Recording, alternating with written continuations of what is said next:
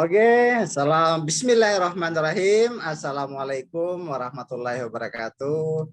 Selamat siang para sahabat teman KPCDI di seluruh Nusantara. Perkenalkan, saya Dr. Ahmad Dainuri, SPB Sub BPI, spesialis bedah, konsultan bedah vaskuler endovaskuler. Kami berada di Kota Magelang, memberikan pelayanan di Kota Magelang dan di Kota Salatiga. Pada kesempatan yang baik ini, kami mendapat mandat dari KPCDI untuk memberikan masukan tentang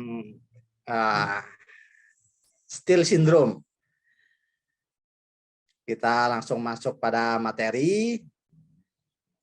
Umumnya Still Syndrome ini banyak nama lainnya.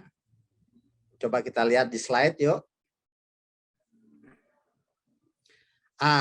Ini adalah salah satu gambaran klinis dari kondisi Still Syndrome, di mana di sini kita lihat klinis tangan pasien adanya suatu ulkus yang sudah mengering. Ini salah satu contoh ya.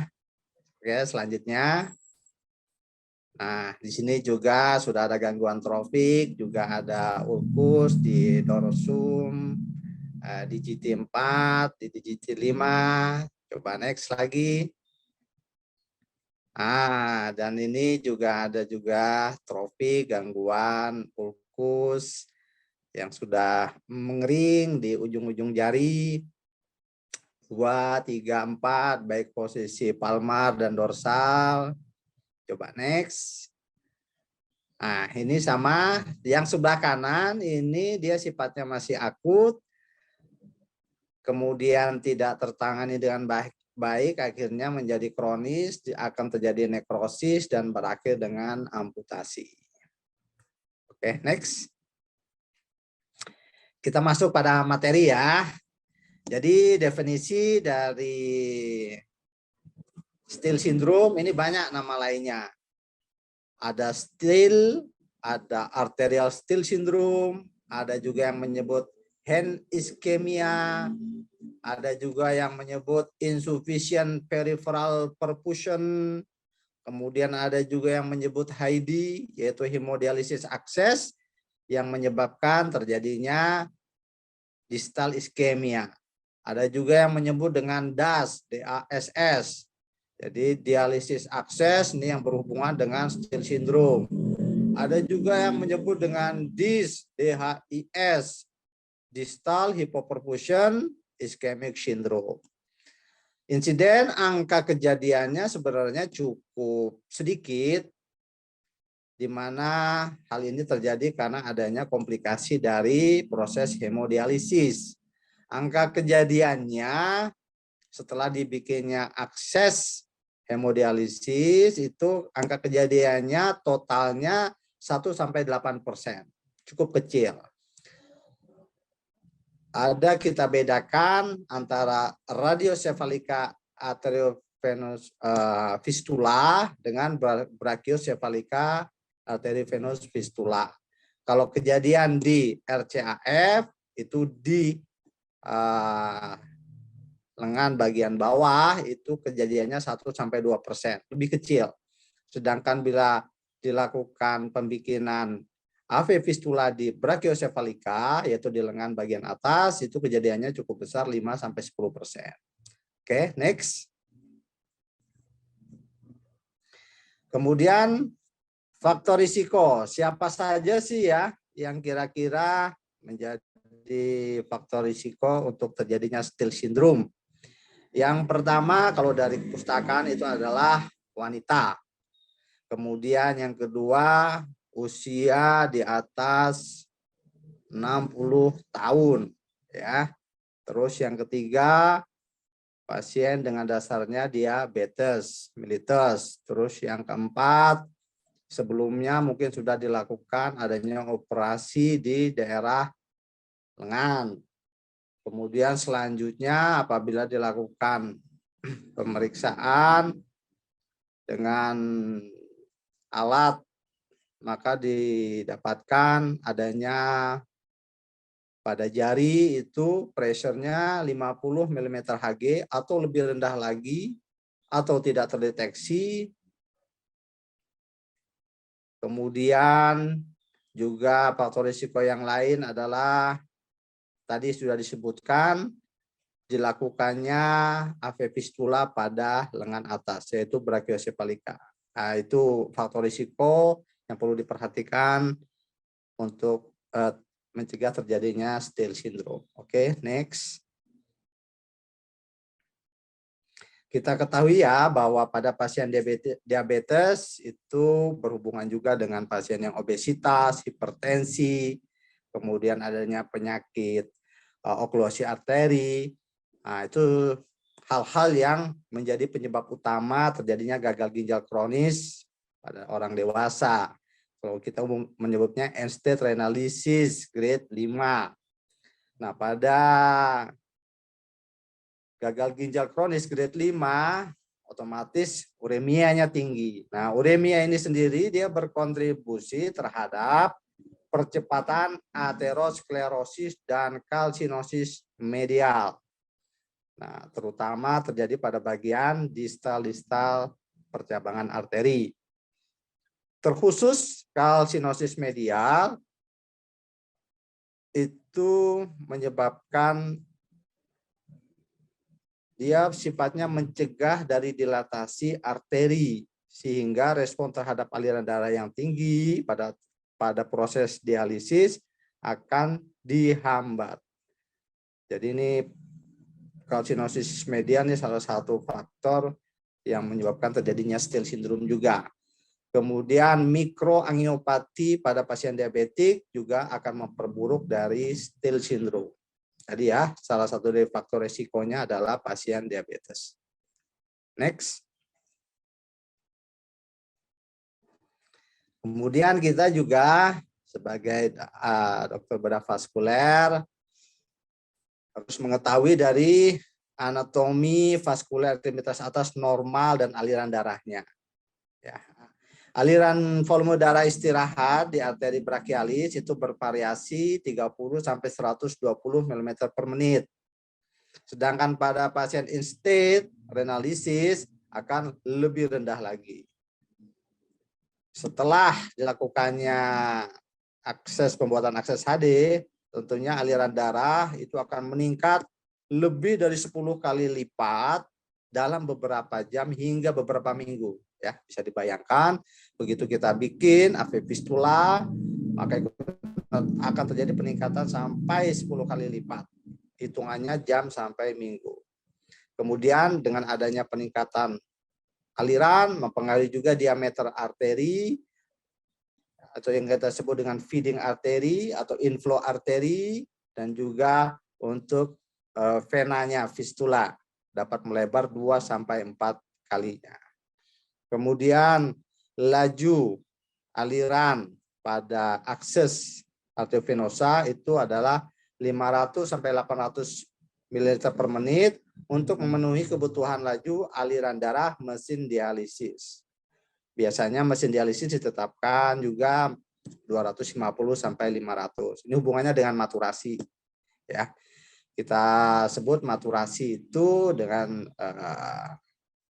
law of Schick, ya. Dia di atas 600 mili alirannya, kemudian juga diameter di atas 6 mili, kemudian juga jarak dari pembuluh darah ke kulit terluar juga kurang dari 6 mili. Next.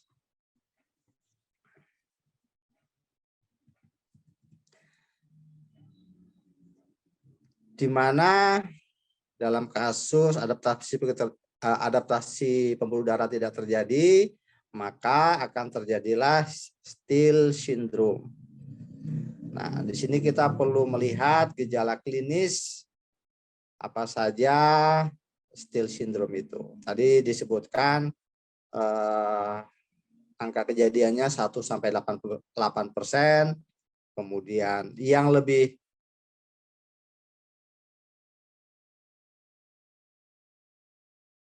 berat apabila AV fistula di brachiosephalika atau di lengan atas dia mencapai sampai 8%.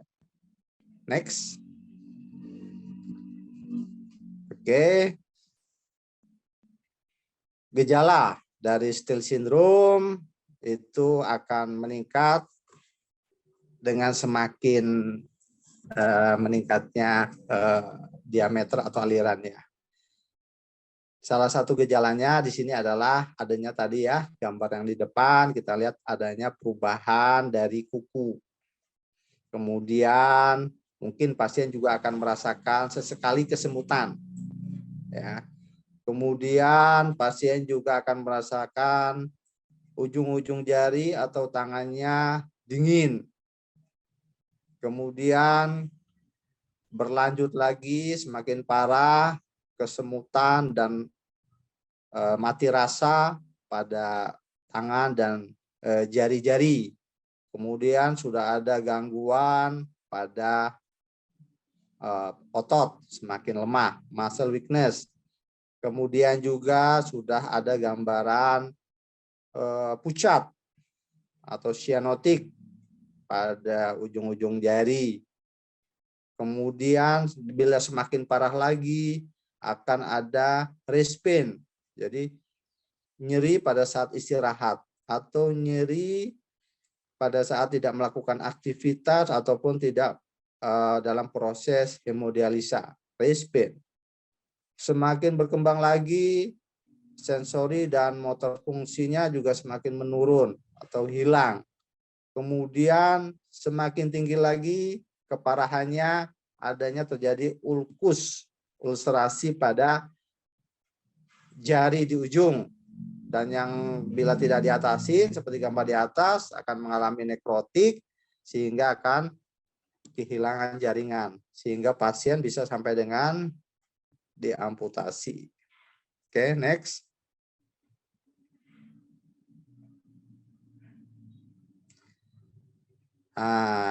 Presentasi klinis atau gambaran klinis dari Still syndrome tadi salah satu sudah kita sebutkan juga di atas. Manifestasi klinis dari yang paling ringan sampai yang dengan paling berat adalah tadi dilakukannya amputasi. Dibagi dua, jadi kelainan klinisnya ini ada yang bersifat akut, ada yang bersifat kronis. Kalau dia bersifat akut, munculnya setelah hitungan jam dan hitungan hari setelah pembuatan AV fistula. Kemudian kalau dia sifatnya kronis, dia akan muncul beberapa minggu atau beberapa bulan setelah kita bikin AV fistula dan sifatnya progresif. Ya. Oke, next. Nah, ini yang tadi yang kita sudah sebutkan, yang sifatnya kronis, beberapa minggu sampai beberapa bulan. Kalau yang sifatnya akut, klinisnya sudah muncul hitungan jam sampai beberapa hari. Gejalanya tadi juga bervariasi dari ringan sampai berat. Dari adanya perubahan pada kuku, kemudian ada kesemutan, ada mati rasa, kemudian adanya gangguan sensorik, kemudian mobilitas, sampai adanya suatu ulkus, sampai dengan terjadinya nekrotik dan amputasi. Oke, next. Nah, apa saja sih ya etiologi atau penyebab dari Still syndrome? Nah, di sini kita mencoba membagi ada 3 entitas etiologi yang berbeda yang menyebabkan terjadinya Still syndrome. Yang pertama, pada sepertiga kasus adanya stenosis. Nah, jadi stenosis ini juga menyebabkan salah satu penyebab terjadinya Still syndrome. Stenosis bisa terjadi sebelum lokasi anastomosis arteriovenosa ataupun terjadi setelah anastomosis arteriovenosa. Jadi bisa terjadi di stenosis di proksimal AV fistula ataupun terjadi di distal dari AV fistula. Ya, jadi penyebab pertama adalah stenosis. Kemudian yang kedua, adanya aliran yang cukup tinggi pada anastomosis AV fistula. Jadi mungkin diameter dari AV fistula itu melebihi besar dari diameter arteri, baik di proksimal ataupun distal, sehingga mempengaruhi aliran yang harusnya larinya ke distal arteri. Karena diameter terlalu besar, akhirnya masuk ke dalam vena. Itu salah satu penyebab yang kedua. Yang ketiga,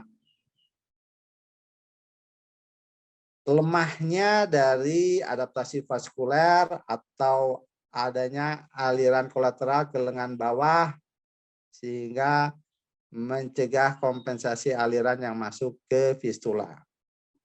Jadi yang ketiga ini adaptasi dari arteri di distal itu dia tidak bisa atau tekanannya perfusinya rendah atau resistensinya terlalu tinggi sehingga aliran tetap masuknya ke AV fistulanya.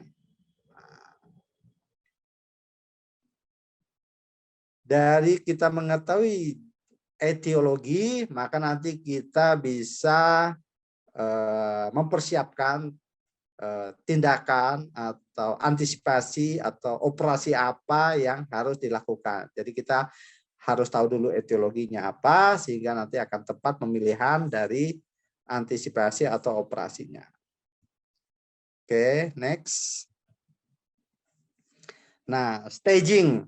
Tadi kita mengenal klinisnya dari Still syndrome. Nah, kemudian di textbook atau para ahli membuat staging untuk Still syndrome ini ada 4. Yang staging pertama tadi mungkin awalnya pasien merasa dingin di ujung jari atau di tangan, kemudian adanya penurunan sensitivitas. Nah, dipacu pada saat olahraga ataupun pada saat dialisis. Itu sudah grade 1. Jadi kalau pasien sudah merasakan dingin, kemudian tadi dikatakan sesekali kesemutan, apalagi diperparah pada saat olahraga, bergerak, ataupun pada saat dialisis, itu udah grade 1. Kemudian naik, bila tidak diatasin akan menaik jadi grade 2. Nah, pada grade 2 ini sudah terjadi adanya suatu nyerinya pada saat beraktivitas olahraga ataupun pada saat dilakukan hemodialisa. Sedangkan yang grade ketiga itu tadi rest pain. Jadi dia nyerinya jadi tidak olahraga atau tidak beraktivitas ataupun tidak hemodialisa, pasien merasakan nyeri di tangan. Yang keempat adalah di sini nyeri ditambah dengan adanya gangguan tropik yaitu berupa ulkus. Nah, jadi kalau ada ulkus ini udah grade 4, ini harus segera dilakukan suatu tindakan, kalau tidak akan berkembang menjadi nekrotik dan amputasi. Kami dalam pelayanan di bedah vaskuler pernah mendapatkan pasien Still syndrome dari grade 1 sampai dengan grade 3. Nah, jadi kita evaluasi grade 1 pasien datang.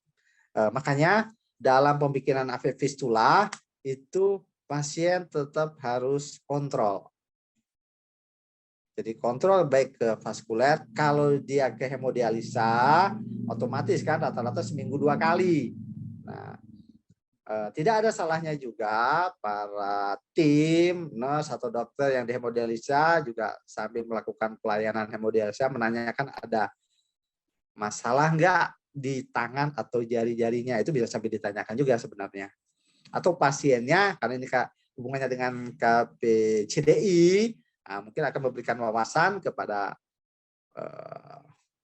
sahabat-sahabat KPCDI bila tadi ya merasakan ujung-ujung jari mulai dingin, atau sudah mulai geringgingan atau kesemutan kadang-kadang, atau bahkan sudah nyeri, atau adanya suatu ulkus, itu harus segera lapor baik di hemodialisa unitnya, ke perawatnya, ke dokter sana, atau pada saat kontrol ke dokter bedah vaskulernya. Jadi saya pribadi memperlakukan pasien yang sudah dilakukan pembuatan AV fistula itu kontrol 1 minggu. 1 minggu sampai kita lihat, kita USG, kita nilai, juga kita tanyakan ada masalah enggak nih pada tangannya.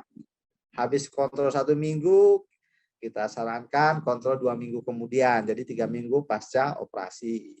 Setelah itu kita minta kontrol lagi 3 minggu kemudian, berarti 6 minggu setelah pasca operasi. Sambil menilai apakah sudah terjadi maturasi atau tidak, sambil kita tanyakan juga nih, ada masalah enggak? Apalagi kalau kita bikinnya tadi dikatakan di brachiosephalika, di lengan atas. Nah, itu angka kejadiannya lebih tinggi daripada dibikin di radiosephalika. Saya pernah mendapatkan satu pasien selama saya praktek sebagai bedah vaskuler selama 1 tahun, itu ada satu pasien yang mengalami awalnya kesemutan, terus kontrol yang kedua 3 minggu pasca operasi semakin nyeri. Nah, nanti bagaimana teknik-tekniknya nanti berikutnya akan kita sampaikan ya. Kita lanjut dulu di materi. Yuk, next.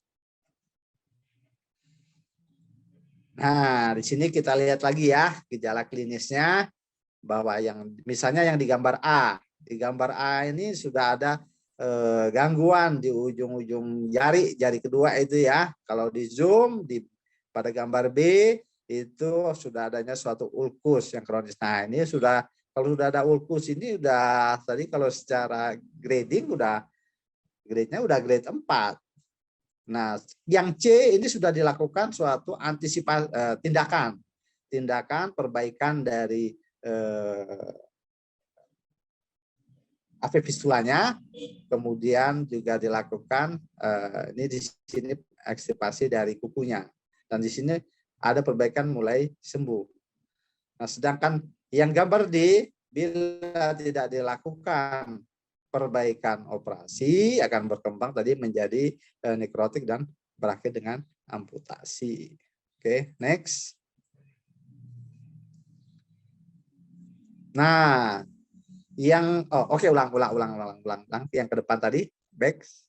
Nah, kalau di sini tadi adalah Still syndrome yang sifatnya masih akut ya, masih akut hitungan jam sampai beberapa hari. Kemudian yang next, gambar berikutnya ini adalah gambaran yang sifatnya kronis dari hitungan beberapa minggu sampai beberapa bulan. Di sini di gambar A sudah ada gangguan ya pada kuku ujung jarinya. Kemudian gambar B juga sama, di gambar C sudah ada terjadinya suatu ulkus di ujung jarinya. Nah, yang akhirnya tidak diperbaikin berakhir dengan amputasi jari. Ya. Yang di tangan kanan amputasinya ada 2 jari, yang tangan kiri semua jari itu teramputasi itu. Pengalaman saya juga pernah mendapatkan tidak hanya jari, tapi sampai dengan lengan bawahnya semua teramputasi. Ya mungkin karena terneglected ya, terabaikan. Mungkin juga pasien tidak kontrol, atau mungkin juga pengetahuan dari pasien juga kurang, atau ya tadilah istilahnya neglected, terabaikan. Saya pernah mendapat kasus, terus satu lengannya akhirnya diamputasi. Oke, yuk next. Tadi kita sudah mengetahui dari terminologi, kemudian sudah mengetahui dari angka kejadian, sudah mengetahui dari gejala klinisnya, kemudian juga kita sudah mengetahui dari penyebabnya. Nah, sekarang kita coba melihat dari fisiologinya tentang Still syndrome. Oke, jadi akses HD itu untuk mencukupin pada proses hemodialisa itu dibutuhkan kan 250 sampai 500 mm per menit. Hubungannya juga dengan maturasi. Kita katakan maturasi bila kita lakukan pengukuran dengan USG Doppler itu di atas 600 sehingga akan mencukupi dari dialisisnya proses mesin. Otomatis ini juga untuk menghindari terjadinya suatu iskemia dari ekstremitas distal atau gagal jantung. Sudah dikatakan tadi ya, maturasi kisaran 6 sampai 8 minggu. Jadi jangan terlalu cepat-cepat juga. Misalnya 3 minggu diraba, wah ini udah denyutnya udah besar nih, bisa dipakai. Tapi sebaiknya kita lakukan secara objektif dengan pengukuran dengan USG Doppler. Kemudian setelah dibuat AV fistula, otomatis tadi kan akan terjadinya peningkatan diameter ya, diameter 2 sampai 4 kali. Baik itu diameter di arteri atau kita sebut feeding arteri itu bisa berlangsung beberapa bulan hingga beberapa tahun. Kemudian juga peningkatan dari diameter ini juga akan terjadi pada vena atau istilahnya kita menyebut di situ draining vein. Nah, diameter semakin besar, aliran darah juga semakin tinggi, semakin cepat, atau kita istilahnya volume flow-nya juga semakin tinggi, sehingga juga ini secara biokimia itu akan memberikan sinyal pada endotel, yaitu sel-sel endotel di arteri untuk memproduksi oksigen nitrat, yang fungsinya adalah untuk memberikan dilatasi atau pelebaran dari arteri. Oke, next.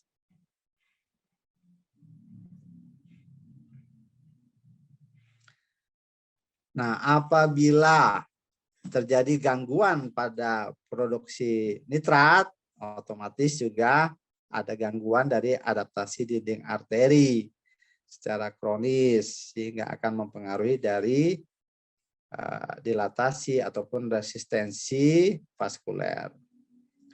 Nah, di sini aliran arteri itu diatur oleh tekanan perfusi secara langsung ya, dan oleh resistensi atau kita sebut VVR, peripheral vascular resistensi dari arteri.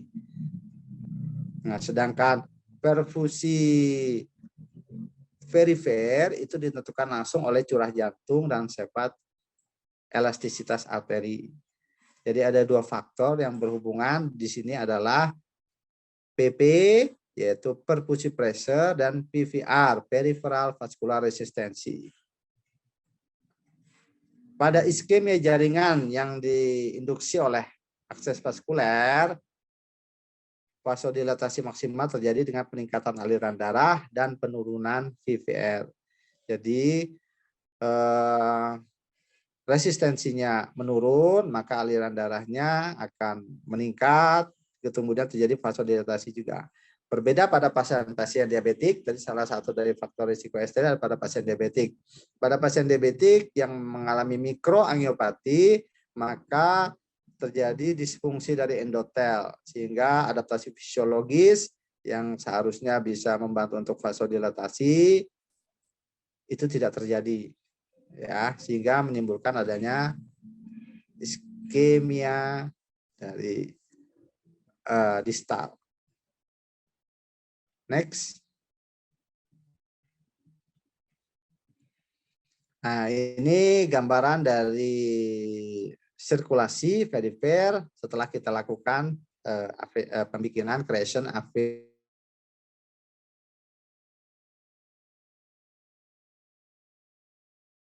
fistula ya. Di situ dilihat ya, ada resistensi arteri. Itu C adalah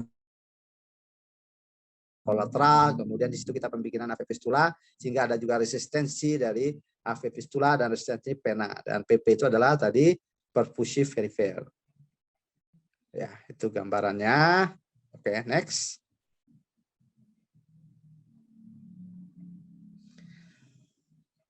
Jadi volume aliran darah yang melalui AV fistula itu terkait dengan diameter fistula dan arteri aliran masuk ya. Dalam saluran AV fistula yang kecil, diameter fistula kurang dari 3/4 arteri, maka aliran akan diatur oleh kekuatan. Jadi apabila AV fistulanya di sini dikatakan kurang dari 3/4 diameter AV fistulanya dari inflow arteri, maka kekuatannya dari peningkatan kekuatannya cukup rendah. Beda dengan apabila AV fistulanya diameternya besar, maka juga alirannya akan besar sehingga ada gangguan aliran yang ke bawah, ke distal. Sini dikatakan volume aliran darah diatur resistensi ringkasan dari pembuluh darah perifer. Ya, jadi kalau dia diameter fistulanya juga terlalu besar, nanti juga akan mempengaruhi dari perfusi perifernya.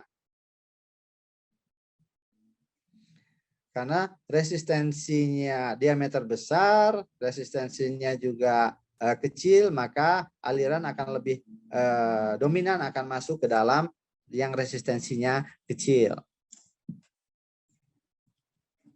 Oke, next.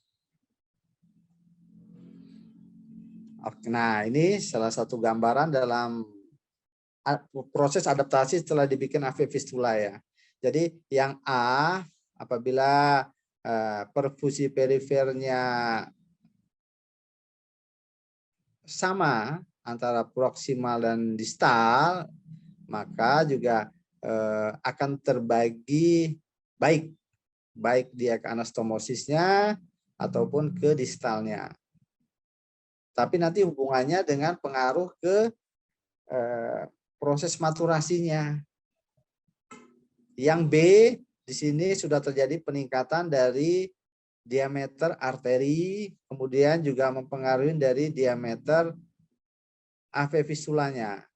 Diameter semakin besar, kurang lebih ini tadi dikatakan 3/4 ya, sedangkan resistensi yang ke distalnya cukup tinggi sehingga alirannya apakah mencukupi atau tidak, itu nanti hubungannya dengan gejala iskemianya.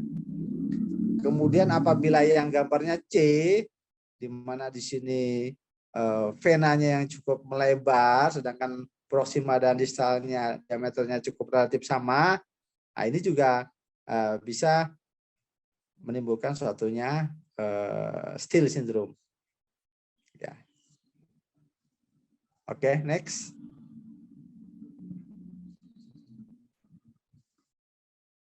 Nah, ini mengenai alirannya. Aliran itu tergantung dari sistol dan diastol. Alirannya bisa bersifat antegrade ataupun retrograde atau dua arah. Nah, ini hubungannya nanti juga fisiologi dari normal dan tidaknya dari aliran tersebut. Coba kita lihat gambarnya. Next. Nah, di sini gambar hitam yang pekat itu adalah gambaran pada saat sistul. Pada gambaran sistul itu aliran terbagi dua. Namanya tadi aliran antegrade. Baik dia ke anastomosis ataupun ke distal arteri. Ya, terbagi dua. Dan pada saat dia juga diastul juga terbagi dua. Ya. Kalau yang digambar di atas ini berarti bawah tetap dapat, anastomosis tetap jalan sehingga maturasi terjadi, tapi juga untuk tangan atau bagian distal juga aman. Tidak terjadi iskemia. Kemudian gambar yang B, di sini sudah terjadinya suatu aliran retrograd. Pada saat sistol, antegradnya alirannya masuk ke anastomosis dan juga masuk ke distal arteri. Namun pada saat diastol masuk ke antegrad anastomosis terjadi retrograd dari distal ke anastomosis. Nah, ini udah otomatis berkurang kalau dibuktikan dengan pengukuran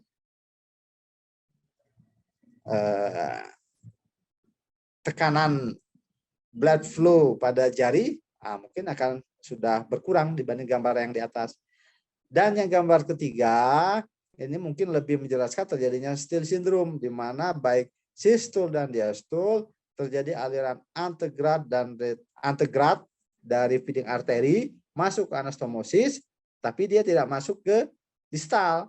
Malah dari distal terjadi pada saat sistol dan diastol retrograde dari arteri distal. Ini yang bisa menyebabkan, yang sangat mungkin terjadinya Still syndrome. Oke, next.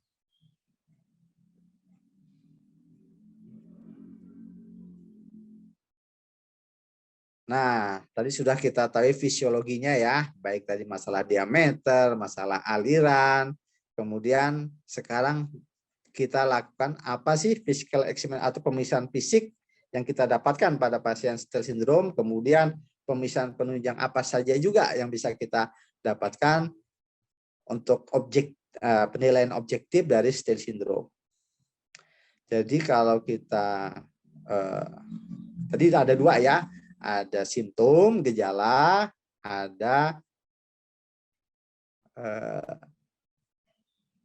pemeriksaan objektif, itu adalah sign, tanda yang kita dapatkan pada pemeriksaan fisik. Nah, pada pemeriksaan fisik pasien udah mengeluh, misalnya tadi ya, kesemutan, nyeri, ada ulkus, otomatis kalau kita lakukan pemeriksaan fisik, palpasi, radialnya kita periksa, melemah. Nah, ulnarnya melemah. Nah, otomatis ini kita bandingkan dengan tangan sebelahnya ya, yang belum dilakukan pembikinan AV fistula. Kemudian apabila kita lakukan kompresi, penekanan pada AV fistula akan berubah. Yang tadinya mungkin pada saat adanya rest pain, dia hilang rest pain-nya atau berkurang. Tadinya kesemutan, kita tekan, hilang kesemutannya. Nah, itu pernah kami lakukan, tadi yang saya bicara pernah dapatkan satu pasien, arterinya, pemeriksaan radialis, kok lemah ini loh. Kemudian kita tekan pada AV fistulanya, kita tekan, langsung radialisnya berdenyut lebih kencang. Nah, kemudian nyerinya atau gejalanya berkurang. Yang tadinya kesemutan agak enakan. Yang tadinya nyeri agak enakan. Wah, ini sudah ya Still syndrome ini. Jadi kita berpikirnya, wah ini harus bagaimana mengatasinya gitu kan. Kemudian adanya perubahan iskemi, tadi ya bisa dilihat dari kukunya, adanya ulcerasi, adanya nekrosis, adanya ulkus yang tidak sembuh. Kemudian kalau kita lakukan pemeriksaan brachial artery digital index itu di bawah 0,6. Kemudian kalau kita lakukan pemeriksaan blood pressure itu di bawah 50 atau tidak terdeteksi. Oke, ya itu pemeriksaan fisik yang bisa kita lakukan.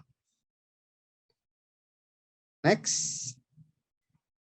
Nah, kemudian berdasarkan severity atau tingkat keparahannya, apa yang bisa kita lakukan pemeriksaan penunjang atau intervensi terhadap pasien atau tersebut yang mengalami Still syndrome. Tadi pemeriksaan fisik sudah ya kita lakukan, kemudian penekanan jari tadi sudah kita lakukan, kemudian mungkin kita perlu melakukan, ya bukan mungkin lagi, ini harus kita lakukan pemeriksaan USG Doppler, karena saya yakin setiap bedah vaskuler di klinis, di polikliniknya atau di kamar bedahnya pasti ada USG Doppler. Kita lakukan pemeriksaan USG Doppler, sama tadi ya, kita lakukan USG Doppler, mungkin kita periksa, dengan USG Doppler kita bisa mendapatkan diameter, baik diameter arteri feeding, arteri distal, kemudian diameter dari draining, kemudian volume flow juga mungkin di situ kita dapatkan ternyata volume flow-nya yang ke draining 1000 atau 2000, sedangkan yang ke distal cuma rendah. Tapi begitu kita tekan, kita tutup, dengan kita tekan dengan jari di anastomosisnya, kita ukur ke distal, meningkat. Yang tadinya mungkin berapa? 30 atau 10 atau 20 meningkat menjadi misalnya 40, 50, 60. Kemudian kalau kita dengan USG kita dapatkan adanya kecurigaan salah satu penyebabnya tadi adanya stenosis ya. Kita bisa lakukan angiografi, arteriografi. Nah, dengan lakukan angiografi kita tahu nih, oh adanya suatu stenosis. Stenosisnya di mana? Nah, itu apakah di proksimal dari anastomosis atau di distalnya. Nah, itu bisa kita lakukan tindakannya dengan angioplasti, yaitu kita balon. Kemudian juga bisa juga kita lakukan pemeriksaan dengan MRI atau CT angiografi untuk mengevaluasi kasus dan vaskular kompleks. Oke, next.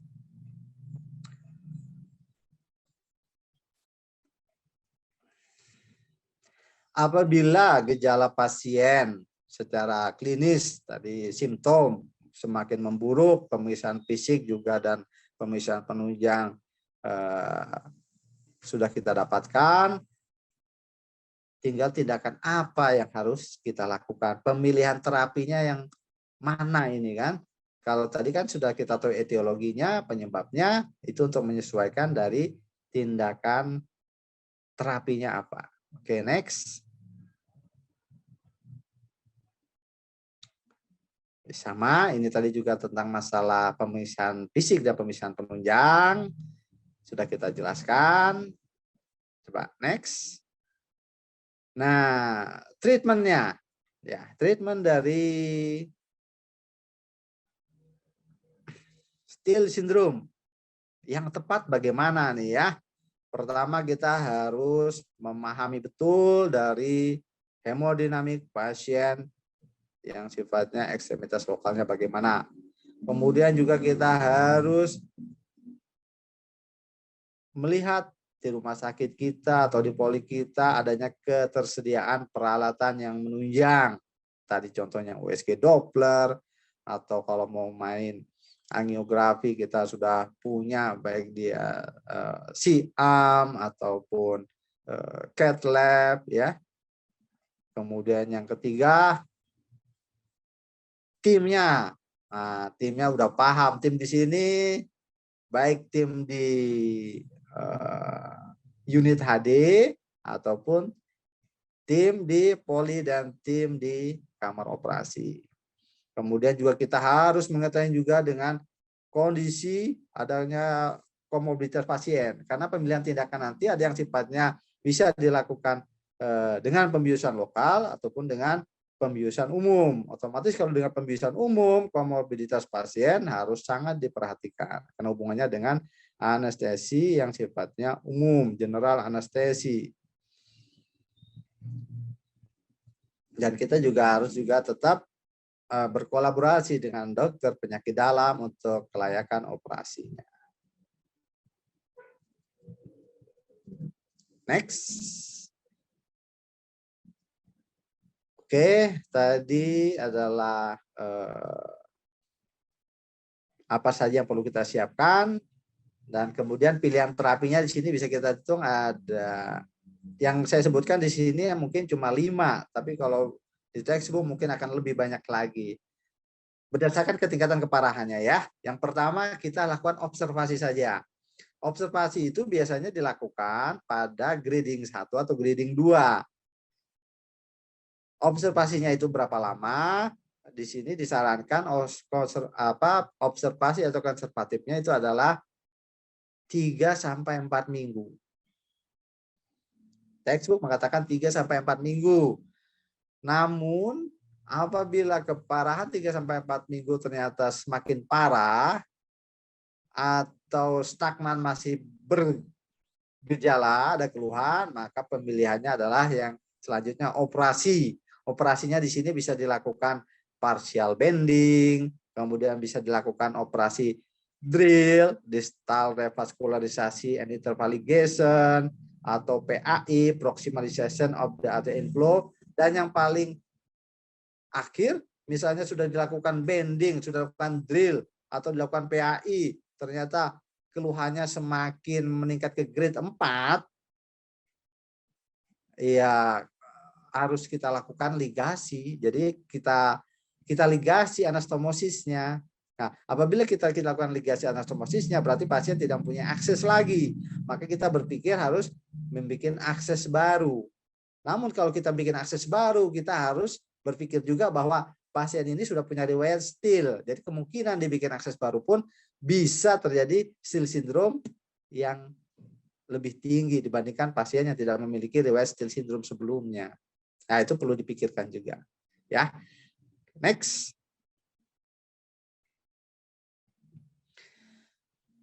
Nah, di sini tadi udah kita sebutkan staging 1 sampai 2 sifatnya konservatif. Konservatif itu misalnya bagaimana ya? Tadi kan tangannya merasa dingin atau geringgingan. Nah, coba kita lakukan penghangatan. Penghangatan ini dengan tujuan bisa terjadinya vasodilatasi dari arteri distal. Ya, penghangatan atau dicelup di air hangat. Ya, jangan air panas nanti bisa melepuh, luka bakar jadinya. Kemudian 3-4 minggu tidak membaik, maka perlu lakukan rekonstruksi. Sedangkan bila kita dapatkan pasien sudah grade 3-4, ya harus lakukan rekonstruksi perbaikan. Oke, next.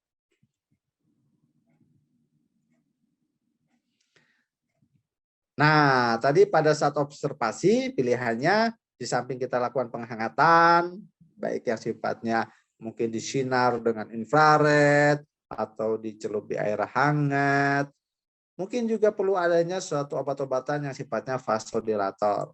Yang rutin salah satunya biasanya kita berikan silostazol. Nah, pasien yang saya beri tadi saya pernah dapat satu pasien, itu saya berikan obat silostazol vasodilator. Jadi minggu pertama dia sudah mengeluh ada kadang-kadang geringgingan. Pas observasi kan 3-4 minggu, oke, kita berikan obat vasodilator. 2 minggu kemudian beliaunya kontrol ke kami, gimana dikasih obat Bu? Stagnan, masih ada keluhan. Oke, obat kita lanjutkan. Berarti dia sudah minggu ketiga ya. Saya suruh kontrol lagi kan 3 minggu kemudian atau berarti sudah 6 minggu pasca operasi, kontrol lagi Bu 3 minggu ya, obat tetap diminum gitu kan. Namun 1 minggu kemudian beliau datang lagi, tidak tahan, semakin nyeri. Wah, berarti ini 4 minggu setelah operasi semakin nyeri, obat sudah tidak manjur lagi. Dengan observasi, ya sudah kita lakukan suatu tindakan. Dan beliaunya berkenan untuk dilakukan tindakan setelah kita jelaskan panjang lebar. Bahwa ibu ini salah satu yang termasuk tadi hitungan 1-8% kasus kejadian gitu kan. Kalau saya sudah praktek 1 tahun malah nggak nyampe 1% angka kejadiannya. Oke, next. Setelah observasi tidak berhasil, ya ada yang berhasil ya. Jadi tidak selalu tidak berhasil. Tadi makanya ada yang berhasil, ada yang tidak. Kalau yang tidak berhasil, keluhan masih ada, pemeriksaan dengan tadi fisik dan kemudian pemeriksaan penunjang USG Doppler memang semakin parah tingkat severity-nya untuk STIL syndrome-nya, ya kita lakukan operasi. Pilihannya yang pertama di sini bending. Bending itu melakukan pengecilan dari diameter anastomosis. Ada cara pemilihan teknik-teknik operasi. Jadi kita garis besarnya saja. Misalnya apabila pasien kan ada dua pilihan. Pasien dilakukan AV fistula itu dengan native, dengan pembuluh darahnya asli, atau dengan graft. Apabila dengan USG itu di textbook dikatakan 300 mm, maka bisa awalan kita lakukan bending, pengecilan dari diameter. Sedangkan kalau graft itu kurang lebih dia 1000 bisa dilakukan bending. Tapi kalau ternyata kurang dari 300 atau kurang dari 1000, maka pilihannya bukan bending. Nanti pilihannya tadi yang sudah ditentukan bisa PAI atau drill, ya. Jadi pilihan pertama kita adalah kita tetap melihat USG, kemudian ini ternyata, jadi prinsipnya dalam melakukan operasi kita ada prinsipnya tetap mempertahankan dari akses. Jadi sebisa mungkin kita pertahankan akses dengan tidak mengorbankan jari atau tangan atau keluhan. Ya, jadi tetap prinsipnya mempertahankan akses dengan menghilangkan gejala atau sakit di distal jari ataupun tangan.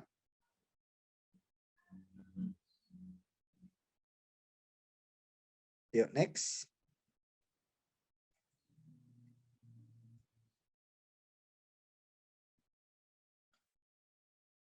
Nah, di sini ini sebenarnya proses operasinya ya. Jadi proses operasinya kita langsung lihat ke gambar saja yuk.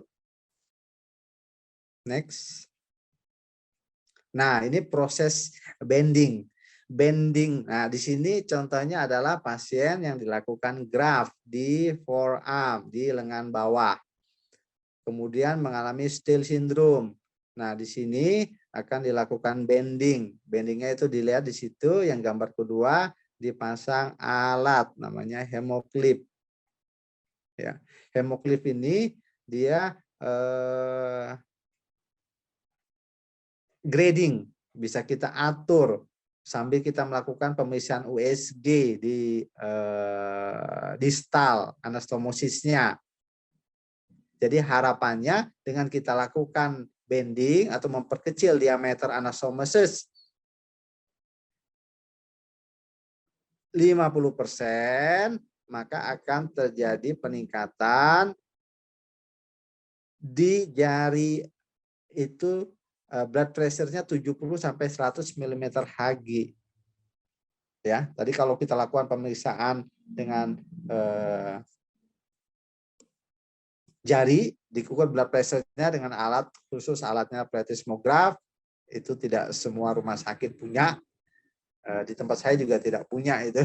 Tapi secara teori, kalau dilakukan pemeriksaan blood pressure dengan alat plethysmography di bawah 50, kemungkinan itu adalah terjadinya Still syndrome.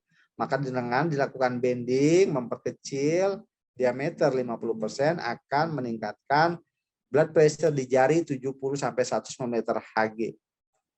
Ya.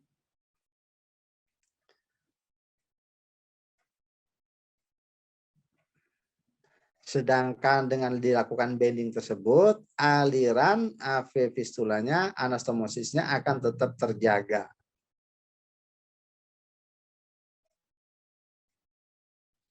Ya, tadi pemilihan bending tadi ya. Kalau graf ini dengan dilakukan USG, sebelum graf ini 1000 mungkin 2000. Nah, kita lakukan bending 50%, maka alirannya masih bertahan di 800-an. Sehingga aksesnya tetap bisa dipertahankan, sedang jarinya juga, keluhan pasien juga bisa hilang. Oke, ini dengan dilakukan bending. Ini dengan alat yang canggih ya, hemoclip. Nah, kalau yang tidak punya hemoclip bagaimana? Nah, itu mungkin ada teknik-teknik lainnya yang bisa dilakukan. Ya, oke, selanjutnya. Next.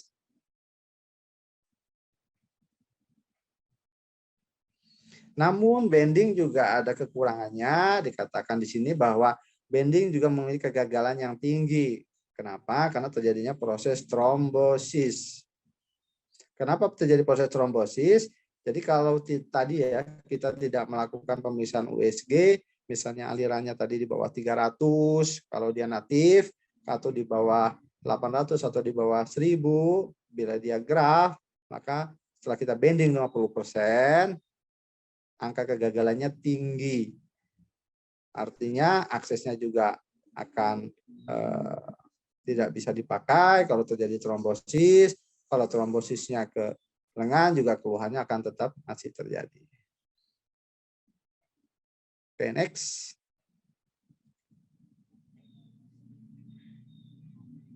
Next.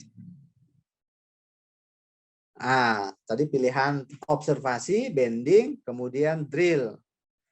Drillnya adalah distal revascularization and interval ligasi. Jadi distal arterinya kita lakukan revascularisasi ditambah aliran kolateral, kemudian interval antara anastomosis dan arteri distalnya kita ligasi biar tidak terjadi aliran yang retrograd. Oke. Ada gambarnya, drill. Coba ke bawah kita lihat gambar drillnya lebih gampang. Next. Nah, di sini terlalu kecil ya gambarnya ya. Ya nggak apa-apa ya. Jadi drill di sini ini sebagai contoh pasien dibikin brachiosepalika di lengan atas, kemudian terjadi Still syndrome di bagian distal, maka kita bikin drill. Jadi antara arteri di proksimal kita lakukan distal revascularisasi, kemudian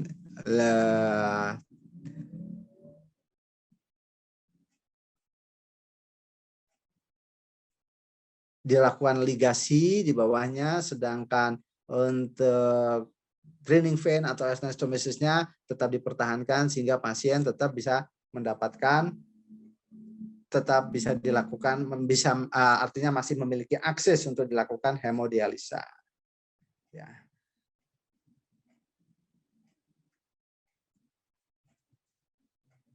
Oke, next. Kemudian selanjutnya tadi adalah PAI, proksimalisasi arteri inflow anastomosis. Jadi ini mempertahankan aliran yang di distal dengan memasang graf pada draining vein ke arteri yang lebih proksimalnya. Coba kita lihat gambarnya saja, prosedurnya. Next, coba lihat gambarnya. Ya, kalau tadi yang PAI di sini memakai graf, ya. Kalau yang drill bisa pakai graf, bisa pakai Savena dari grade Savena diambil dari di ekstremitas bawah ya.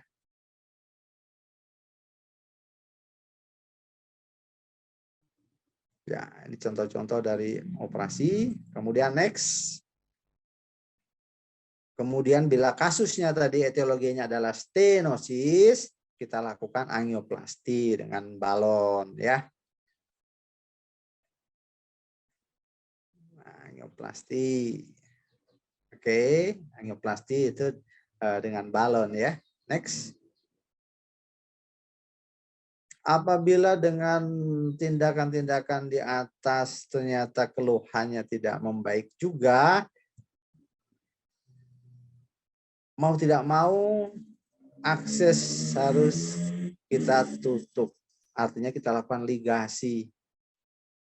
Karena pilihannya kita mempertahankan distal atau melakukan mempertahankan akses, ya otomatis pilihannya adalah kita pertahankan distal. Sedangkan akses banyak cara kan. Mungkin nanti kita bisa berikan akses dengan double lumen, kemudian bikin AV fistula di lengan sebelahnya, tetap memperhatikan bahwa kemungkinan terjadi stage syndrome bisa terjadi lagi. Tapi kalau kita tadi sudah mengetahui faktor fisiologinya, mungkin bisa diatasi dari awal. Oke, next. Nah, ini tadi hanya sebagai langkah-langkah. Ini diagram bagi dokter bedah vaskuler untuk melakukan pemilihan operasi. Ya. Jadi kalau misalnya tadi patokannya, kalau dia native di atas 300, kalau dia AV fistulanya pakai grab di atas 1000. Pilihannya bila di atas 300 ataupun di atas 1000 volume flow-nya, maka kita lakukan tadi pilihan pertamanya adalah bending. Bending berhasil, ya sudah. Tapi kalau bending tidak berhasil, maka berlanjut ke proksimalisasi yang PAI. Kemudian kalau PAI tidak berhasil, akan berlanjut lagi ke pilihan yang lain. Kalau tidak berhasil juga, ya akhirnya diligasi. Oke, sahabat KPCDI di seluruh Indonesia, demikianlah penjelasan saya tentang Still syndrome. Kalau kurang memuaskan, dimohon maafkan. Kalau masih ada pertanyaan, bisa dilanjutkan di kolom komentar. Terima kasih. Jangan lupa olahraga, semangat ya. Wassalamualaikum warahmatullahi wabarakatuh.